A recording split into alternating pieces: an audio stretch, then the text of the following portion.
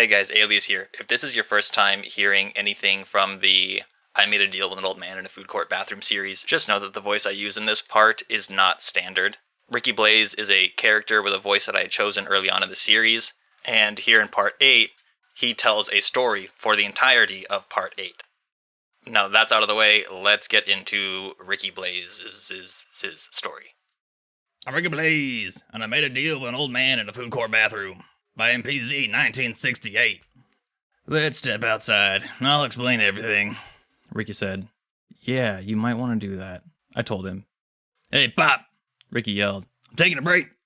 Yeah, was his reply. Let's go.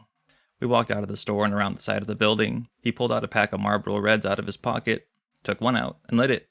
He offered me one, but I don't smoke, so I declined. Hey, look, Ricky started. Technically, I am dead. So was the rest of the band. But the weirdest thing happened on that morning we all died. You see, our van did not blow a tire like people are saying. No. We were coming up on that hairpin turn on Mount Resser. You know the one I'm talking about, right? Yeah, I said anxiously. He quickly looked to his left, and then to his right, and then back to his left. I seemed to make sure no one was around. He took a drag of his cigarette, blew a smoke ring, and then continued. Derek was driving. I mean, legally it was his van. I was in the passenger seat. Stefan and Corey were in the back. And as we were about to start making that turn, the creepiest, most fucked up looking old man in a white suit appeared in the middle of the road, completely out of nowhere. Derek swerved to miss him and couldn't recover in time. That's when the van went off the side of the mountain. I remember watching as we plummeted towards the rocks. I screamed, Derek screamed, hell, we all screamed for ice cream. Next thing I knew, we were all floating, in midair, looking down to the crash site. That only lasted for a few seconds, because then, all four of us began to thrust downwards, incredibly fast towards the ground. With mere inches between us and the ground, an incredibly loud bang was heard. At least by me. It sounded like a sonic boom on steroids, for fuck's sake. It was so fucking loud. Suddenly, we were all chained to this brick wall in pitch-black room. And the room then lit up with flames from torches mounted on the wall, I think. Oh, that sounds familiar, I thought. As the room lit up, an old man in a white suit appeared, Ricky continued. Hello, boys, he said in a sinister tone. It's so nice of you all to join me. Now, I want to make this perfectly clear. Each and every one of you are dead. And that's right. You, and you, and you, and yes, especially you, he said and pointed to Derek, are dead. Now, usually, people come to me offering their souls for pathetic, insignificant things, but given the fact that you are already dead, and your souls have gone upstairs, so to speak, you have nothing to offer me. But I have something to offer all of you, in exchange for a small favor, that is. I have many jobs here in hell. Being the devil's right-hand man is not easy, you know. We're in hell? Corey asked. Yes, now shut up, he snapped. Now, if you agree to do as I ask, I will grant you all eternal life. Well, maybe not life. After all, you'll still be dead. But you will be free to roam the earth in your bodies, just like normal. Have normal lives, do normal things, until the end of time. And no, you will not be a zombie. They are undead. You're most certainly dead. You will look the same as you did before. You will never get old. You will have no need for any form of sustenance, and you will never tire. You will live forever. Without a soul, that is. But if you disagree, and do not accept this offer, you will rot inside your caskets underground until the maggots eat away your flesh, crawl inside your bodies, and eat them from the inside out. He said intensely. Then he laughed a maniacal laugh. The choice is yours, he said. They already buried us? Corey asked, frightened. Yes. Time works differently here. What seems like mere seconds here is actually days up there. The old man replied. What do we do now? Stephen asked. It's very simple, said the old man. I have recently acquired the soul of a young man who's, let's say, sold his soul for rock and roll. That's where you four come in. You are a rock and roll band. Not a very good one, I might add, but still a band.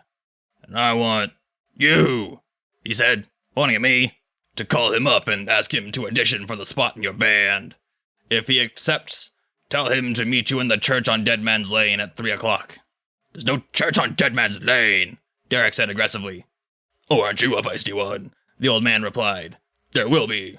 I will create a dreamscape, most likely an old creepy forest with a rundown church. That always seems to work. I will place all four of you within the dreamscape, in the church, and open the portal, just to fuck with his head. I like doing that. The dreamscape will then consume his world, making him believe he is actually there, when in reality, he's actually in the real world. If he enters the church, then you will follow through with the audition, and then invite him to join your band. If he accepts, then our deal will be carried out. If he declines, it's back to the caskets for you. And what if he doesn't enter the church? I asked. Then all five of you will be trapped there until he does. The old man replied, Why do you want him in this band? Derek asked, more timid this time. Do not question me, foolish boy. I have a plan. The old man said, I will give you some time to think it over, but don't take too long, he said. We'll do it, I shouted immediately. Want me, guys? Definitely. Yeah, no way. Uh-huh. Yep. They all said at the same time. I don't know how I did that with my voice. Good choice, the old man said. The old man then snapped his bony, nasty fingers, and suddenly my arms and my legs were unchained from the wall. The rest of the guys were still chained to it. To your left, you will find a red push-button phone. Use the phone to call him. No! Here's his number. The old man said to me, I don't know how he had your number, but he did, and that's when I called you. You entered the dreamscape, you came into the church, joined the band, Ricky said. So you were gonna let me in the band, whether I could play or not, just to save your asses? I said, kinda pissed off. Well, yeah, but you blew us all away with all that fancy guitar work. We were gonna let you in. Now we want you in, dude. You rock, he replied. Want? I said, never mind. It's not worth it. He took the last drag of his cigarette and then tossed it away. He then continued, Sorry, dude, listen. As soon as we left the church, the dreamscape ended, and we woke up in our graves, mere seconds before the tops of the caskets and the ground above us exploded upwards. We all climbed out of our holes and continued on with our lives. So, we're dead, but alive at the same time, he said. You've gotta be fucking kidding me, I said. No, man, seriously, dude, Ricky said. Does your pop know you're dead? I asked. Yeah, he didn't really care, though. As long as I show up for work on time, Ricky replied with a chuckle. And, hey, don't worry about learning those songs for band practice. I was talking to the guys, and since you can write songs, we want to start writing our own stuff. So bring your songbooks with you when you come to practice on Saturday. I gotta go, man, my break's up. Later, dude, he said, running back into the store. Yeah, later, I said, completely overwhelmed. I slowly walked back to my car, got in and went home. On the way home, something that Ricky said bothered me. If that whole creepy fog forest was a dreamscape, then how did I bring the papers that Ricky gave me in the dreamscape back into the real world? That would be impossible, right? Something weird's going on here. I made a deal with an old man in a food court bathroom, Part 9, by MPZ 1968. When I got home, I sat in my car for about 20 minutes, just thinking about this whole papers and dreamscape thing. I decided that I wanted some answers, so I got out of the car and I went to the house, found the phone book, and looked up the number to B&B Music, and I called it. The phone rang 2 or 3 times, and then Ricky's dad picked up. Hello, thanks for calling B&B Music. How may I help you? Hey, Mr. Bellington, this is Mikey Z. I was just there talking to your son, Ricky. Hey there, son. Everything okay? Yes, sir. Everything's fine. I was just wondering if I could talk to Ricky again, please. Sure. Let me get him for you. But, please, don't have the phone line too long. I won't, sir. Richard! Richard! Pick up the phone. That's for you. Okay, Pop. Hello? Okay, Pop, I got it. I heard the click of the other phone hanging up. At that time, I said sternly, Ricky, it's Mikey Z. We need to talk. I need some answers, and I need them now. Oh, calm down, man. No!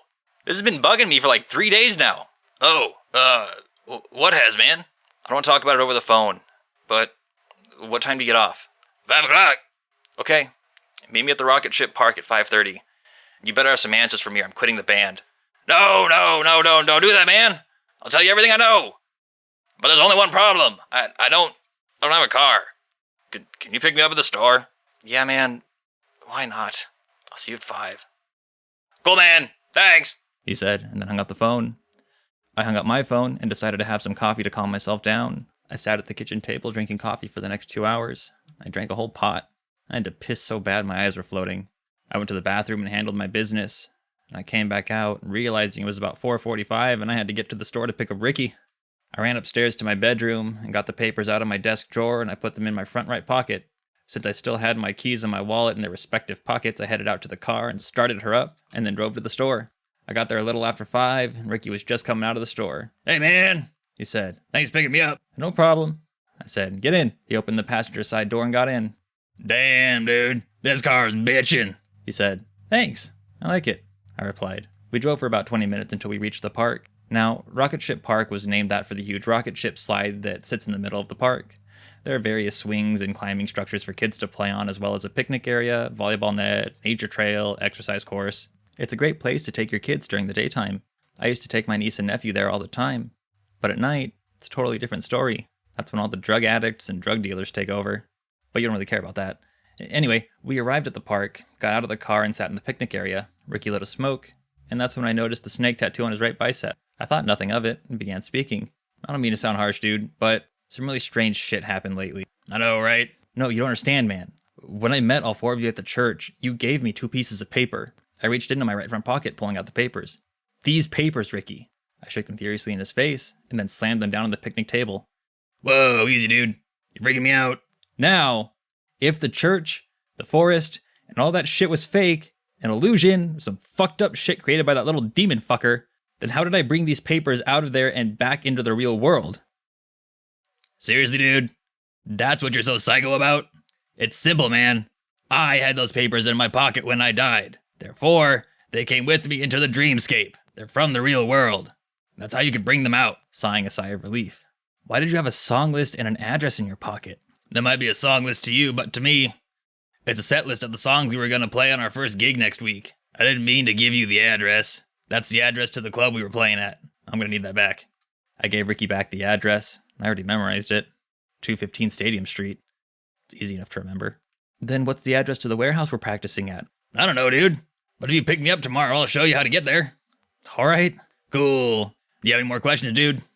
Nope. That's about it. Cool. Let's go play on the playground, he said, as he got up and motioned for me to come along. And I figured, why not? Nobody's here.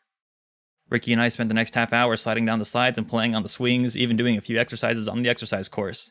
That was until park security kicked us out. Apparently you had to be under 16 to play there. Now, I don't care who you are, male or female, adult or child. The thought of sliding down a 30-foot high slide gets your heart racing. I drove Ricky home. Well, not exactly to his house. He told me to drop him off on the corner and he'd walk the rest of the way, which I found kind of odd. But I said, okay. And I dropped him off and I went back to my house. That night and the next 2 days and nights were rather uneventful. Then Friday came. You remember what happens on Friday, right? That's right. My big date with Susan. I woke up that morning, totally excited, anticipating the night's events. You see, I had a massive crush on Susan ever since kindergarten when I accidentally dropped my cookie on the floor during snack time. She offered to share her cookie with me. That was the best cookie I ever ate. Oh, come on, Mikey, get your head out of the gutter. Tell the story. Okay, anyway, I was so amped up that morning that I helped my mom, who was off for the day, do some chores around the house. I did dishes, swept and mopped the floors, did laundry, vacuumed the carpets, all kinds of stuff. 5:30 came, and I decided I was going to take a shower and get dressed for my date. So I got a nice hot shower, put on some cologne, Polo, to be exact, put on some deodorant, wrapped in a towel, and went to my room to get dressed. Now, the girl of my dreams is finally going out with me, after all these years, so I wanted to impress her. I went to my closet, and way in the back, on the left, were a couple of old dress pants, different colored button-up shirts, and a couple of ties that I had before I got all heavy metal-ish. I got dressed in a pair of black dress pants, an olive green shirt, with a black tie with a picture of Scooby-Doo on it. So I figured I might get some brownie points. I didn't have any dress shoes or black socks, so I snuck into my dad's room and borrowed a pair of his socks, or my black Nikes. And I went to the bathroom mirror to take a look at myself. I looked like a corporate suit monkey. But damn! I look good. This will surely impress her, I thought. It was about 6:15 at that point, so I went downstairs to have a cup of coffee. If you haven't figured it out, I drink coffee like a fish drinks water. My mom took one look at me and said, "Zoinks!" Obviously referencing my Scooby-Doo tie, then asked jokingly if I was her son, and what did I do with her real son. "Very funny, Mom," I said. "Seriously," she replied. "Why are you all dressed up?" "I've got a date tonight, Mom," I said proudly. "You? Got a date? With who?" she asked. "With Susan, Mom," I replied. "Susan from down the street? The girl you've been drooling over for years?" "Yes, Mom," I replied. "Wow. Well, good luck, son. I hope you have a good night." "So do I, Mom," I replied. I poured the cup of coffee, added cream and sugar, and sat at the table talking to my mom. When I finished my coffee, I looked at the clock and it was 6:45. I figured I'd leave then, so I should stop at Barnaby's, the local grocery store, and get a nice bouquet of roses for Susan. That place has a really bad vibe. So I just go in, get what I want, and get the hell out of there as fast as I can. Dad was just getting home when I was leaving. So I got the roses, got back in my car, and headed over to Susan's house. I arrived a little bit early, so I sat in my car, heart beating a mile a minute, sweating from nervousness. I was definitely glad I put that deodorant on. The time finally came. I got out of the car, roses in hand, and walked up to the front door, rang the doorbell, stepped back, held the roses in front of me, and waited for someone to answer the door. Mere seconds went by, and I heard the doorknob turn, and I saw the door opening up. Susan answered the door. My eyes widened, my jaw dropped. I started to feel a slight tingling sensation in my lower abdominal area. Yeah, there. I will never in my life get the absolutely breathtaking vision that I saw that night out of my head. Susan stood before me looking like a rock goddess. She wore a pair of skin-tight jeans that hugged every curve, a loose-fitting leopard print belt, a blue Joan Jett and the Black Hearts t-shirt, a studded dog collar was around her neck, black nail polish on her fingers, wearing 3-inch heels with little white lace around the top and no glasses. She smirked a little bit, covering her mouth when she saw what I was wearing. I felt like a complete idiot. "What are you wearing?" she asked with a smile. "I like your tie, though," she said. "Yeah, well, I wanted to impress you," I replied. "I wanted to impress you, too," she responded. We shared a laugh about the whole situation. Then I asked if it would be alright if I went home and changed, and she said, "As long as I can go with you." I smiled and handed her the roses. "Of course you can," I answered. The movie didn't start until 9, so we had plenty of time.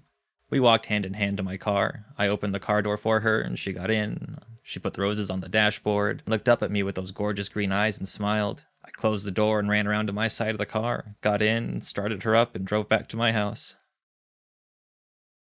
"Would you like to come in, Susan?" I asked. "Sure," she replied. We got out of the car and headed into the house. My mother was sitting on the couch, watching another talk show. She really loves her talk shows. "Hello, Mrs. Name retracted for privacy." "Well, hello, Susan. You look nice," my mom replied. "Excuse me, Mom," I said. "I have to go upstairs and get changed real quick." I went upstairs and changed into my metal gear and came back downstairs. Susan and my mom were sitting on the couch laughing when I got down there. "Excuse me, Mom," I said. "You ready to go, Susan?" I asked. "Yep," she replied. "Good night, Mrs. Name retracted for privacy." "Good night, Susan," my mom said in return. We left the house, walking hand in hand to the car, and I repeated the previous sequence of events. We then drove to the movie theater. I let Susan pick the movie, and of course, it was a chick flick. Murray's or Marty's or Murphy's or something like that. I don't really remember. Romance is what we saw. It wasn't really my type of movie, but we held hands. I fed her popcorn, I put my arm around her, she put her head on my shoulder, so it was worth it. After the movie, she said that her parents had gone out of state to visit a sick relative, and that she would be home all alone. She invited me over. Now, as I said before, I'm not going to get into the details about what happened. Out of respect for her, I'll just say that when I left, I gave her my Scooby-Doo tie and had a huge smile on my face, as well as the overwhelming urge to listen to Joan Jett and the Blackhearts. I drove home. By this time, my parents had already gone to bed, so I went upstairs to my room. I put Joan Jett's I Love Rock and Roll cassette in the boombox, pressed play, and laid down on my bed, reliving the experience I just had with Susan in my head. I couldn't stop smiling. I must have fallen asleep at some point because I had the most fucked up dream I've ever had in my whole entire life. I dreamt that I was laying on a blanket with Susan in the middle of a bright green meadow. Birds were chirping, the sun was shining, there was a slight breeze in the air. We held hands and stared up at the clouds, and it was so peaceful. She sat up and leaned over, as if she was going to kiss me. I closed my eyes and waited to taste her warm lips. With no kiss after a few seconds, I opened my eyes to see the hideous, grotesque face of the old man, with his mouth open wide and those razor-sharp teeth inches from my face, as his tongue did that rattlesnake thing, only a hair's width away from my lips. I closed my eyes and screamed. When I opened my eyes again, I was at a church, standing at the pulpit. The wind was blowing hard inside the church. Dust and debris was flying everywhere. Violent bursts of fire began shooting up from the floor, one right after the other, until the whole pew area was burning. Suddenly, I felt a sharp pulling sensation on my wrists and the tops of my feet. My arms then shot up to the ceiling, and my legs began kicking and thrashing all about, knocking over the pulpit. I watched as it fell into the burning flames. Then I looked up at my wrists and down at my feet, and I saw little pieces of string pulling tightly on my skin. I blinked my eyes and looked again, but it wasn't string. It was my veins. Someone or something was controlling all of my movements like a marionette doll. I screamed again and woke up for real in my bedroom, curled up in a ball, screaming my brains out and sweating like a pig. My overhead light was still on. I wasn't sure if I was still dreaming or not, so I rolled out of bed, hitting my head on the nightstand and falling to the floor. That hurt like a son of a bitch. I wasn't dreaming anymore. I looked at the clock on my nightstand, and it was 3:48 a.m., the witching hour. I got off the floor, walked downstairs, put on a pot of coffee, waited for it to finish brewing, and made a cup of coffee and sat on the couch in the living room. I grabbed the Bible that my parents had kept on the coffee table. Even though I was doomed to burn in hell, and I didn't have a soul, I figured, what could it hurt? Right? I made a deal with an old man in a food court bathroom, Part 10, by MPZ 1968. I sat there on the couch, holding the Bible to my chest with one hand and drinking my coffee with the other, until morning came. That's when my parents stumbled out of their bedroom on their way to the kitchen for their morning cup of sunshine, as my mom puts it. My mom gasped, stopped in her tracks, and shook a little. My father nearly ran into the back of her. "Oh my God, Michael! You scared the crap out of me!" she said, startled. "What are you doing on the couch?" "Why do you have the Bible?" My father mumbled something incoherent, and then yawned. He's definitely not a morning person. I stood up, placing the Bible on the coffee table, as well as my cup of coffee. "Sorry for scaring you, Mom," I said. "But, Mom, Dad, we need to talk." I decided at that very moment to tell them both the truth, the whole truth, and nothing but the truth. So help me God. "Michael, what's wrong?" my mom said, concerned, as she walked towards me, placing her right hand on my left cheek. My dad then mumbled something else that sounded like, "Coffee." We all agreed and made our way to the kitchen. My mom put on a pot of coffee while Dad and I sat at the table. I twiddled my thumbs and looked around nervously. I couldn't figure out if my father was giving me his "I need coffee" stare or his infamous Clint Eastwood High Plains drifter stare. My mom joined us soon after. "Okay, Michael, what's going on?" she asked. "Well, you see, you remember last Saturday when I went to the mall and I was wearing that jacket that you don't really like me wearing?" I asked. "Well, yeah," she replied. "Well," I started. Coffee's done. Let's get a cup first." We had a very fast brewing coffee maker. Anyway, we all got our coffee, and then I spent the next 45 minutes telling them everything. Everything from the old man in the bathroom to selling my soul. From my trip to hell to the number on my arm and what it meant. And by the way, that now read 2550. The church, the car, the guitar, the band, my bandmates being dead, but somehow still being alive. Throwing my stuff in the river and getting it all back the next day. Susan, Tommy, the cops, and that fucked up dream. Every little thing. I told them. Complete disclosure. My mom stared at me, mouth open wide, in complete shock. My dad still stared at me with that crazy look. After a few seconds, my mom said, "Are you on drugs, Michael?" "No, you're not on drugs. You're possessed. I'm calling Father Thomas. He'll know what to do." She got up quickly from the table and ran to the phone. "Mom!" I yelled. "I'm not on drugs. I'm not possessed." "But you can get anything you want just by asking for it. Right, son?" My father finally spoke coherently. "Yes, Dad," I answered. "Mary, put down the phone," he said. "But Gerald," my mom replied. "Mary, put down the phone," my father said more sternly. My mother put down the phone and came back to the table. "Okay, son. I believe you if you can do what you say you can do. Prove it," he demanded. I was feeling kind of hungry. So I said, "Okay, Dad. I want pancakes, eggs, and sausage with toast and orange juice." And almost immediately, a plate full of those items and a small glass of orange juice appeared in front of me on the table. My parents just stared at each other. "No fucking way," my dad exclaimed. "Gerald. Language," my mom responded. Yeah, my dad said. "That's pretty good. Can you get me a raise at work?" he asked. "What?" I responded shockingly. "Yeah, I want one of those little Shih Tzu dogs. I've always wanted one," my mom said, smiling. I shook my head in shock. "No," I said loudly. 10 seconds ago you thought I was possessed. What's wrong with you? I'm going to hell. I don't have a soul. I killed someone. And you're worried about getting stuff for yourselves? Who are you people?" I drank the orange juice real quick, grabbed a plate of food and my coffee cup, and stormed out of the kitchen, and I went upstairs to my bedroom. My parents were still sitting at the kitchen table, joyfully telling each other what they wanted, like they were making a Christmas list. I've never seen my parents act like that before, and I was shocked to say the least. But anyways, I sat at my desk and I ate my breakfast, and it was pretty good, I must say. I didn't want to have any more interactions with my parents, so I just hung out in my room, listening to music and watching a Miami Vice marathon on the USA Network. I remember after a while that I was supposed to pick up Ricky for band practice that night, but I didn't know where he lived. I called B&B Music again, and Ricky picked up. "Hello. Thank you for calling B&B Music. How may I help you?" "Hey man, it's me, Mike Z. Where do you want me to pick you up for band practice tonight?" "Dude, I was just about to call you," Ricky said. "I remembered your number from when the old man had me call you from hell.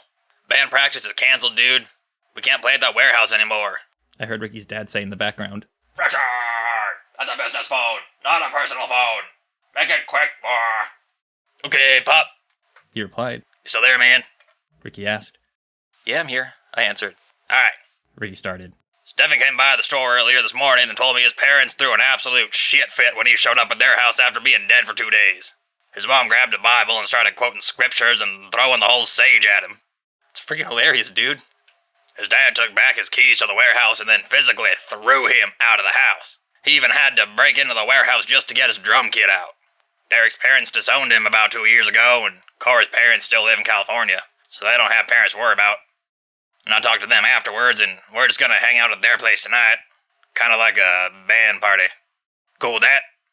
They're renting an old house on Chestnut. You know the one they say is haunted?" "They live in a haunted house?" I said. "That's freaking awesome! So you can pick me up at 5 and we'll head over there." "Definitely," I said. "I'll bring my guitar and my songbooks." "Sounds good, dude. See you then." Ricky replied. "Get on the phone, boy!" Ricky's dad yelled in the background. "Getting up now, Pop. I gotta run, man. Later, dude." "Later." And we hung up the phones. It was about 1:30 at that point. Now, I've never been one for clutter or messes. I never leave dirty dishes, cups, or silverware, empty soda bottles, fast food containers, things like that just laying around. I still don't, for that matter. I decided to take my plate and my fork and my coffee cup down to the kitchen. I hoped that my parents were done acting like greedy little children, and I could get in the kitchen, put my stuff in the sink, and then get back to my room. It didn't work that way. Before I tell you what happened, let me explain the layout of our house a little bit. So, when you left my bedroom was the room at the very end of the hallway upstairs. There was a bedroom on the left, which my mom uses as the storage room for all of her craft-making stuff. She had a pretty neat setup up there. Further down the hall, there was the bathroom on the right, with a small stand sitting outside of it where the phone sits. And then you reach the staircase. Our staircase was an enclosed staircase, surrounded by walls on either side. Unlike most staircases nowadays, which are only half-walled and you can see the living area or the front door once you get halfway down them. At the end of the staircase is the landing, where a plant stand sits with a nice plant sitting in it. You turn to your right, and then go down 3 or 4 more steps, and you're on the first floor, facing the living room. The kitchen is on your right, and the front door is on your left. Now that you understand the layout pretty good, let me tell you what happened. I started down the stairs, which was about 10 to 12 steps from the top of the stairs to the landing. I heard a little bit of commotion in the living room, thinking it was my parents getting up to apologize for their actions earlier. But I was wrong. So very wrong. If I knew then what I know now, I would have went back to my bedroom and never went downstairs. The house was old, so the steps creaked a little. Just as I reached the step before the landing, I heard my mom say, "Please don't hurt him." My reaction time was not fast enough. Just as I heard my mom, I knew something, and turned around quickly to get back up the stairs. A guy about the size of a Mack truck grabbed me in a bear hug and slammed me into the wall. I closed my eyes and screamed out in pain as my left shoulder and the side of my head slammed hard against the wall, causing me to drop my plate, the fork, and my favorite coffee mug. A Kiss coffee mug with pictures of all 4 original members, in makeup, surrounding it. I still haven't forgiven my parents for that one. I heard the plate and cup break as they hit the landing's floor. I began kicking and swinging my arms in a feeble attempt to break loose from the gorilla's grasp. He then picked me up and carried me down the last few steps, stepping on the broken pieces. I opened my eyes just in time to see another large behemoth of a man putting a black cloth bag over my head. "Stop!" I screamed. "Mom! Dad, help!" My father simply said, "It's for your own good, son." I guess they changed their minds. I then felt a sharp stabbing in the right side of my neck, and it felt like a needle penetrating the skin. I felt a warm sensation in that area soon after, and right before I lost consciousness, I felt what I could only assume was water being sprinkled on my arms, and most likely the rest of my body. I also heard an old man's voice, speaking in Latin.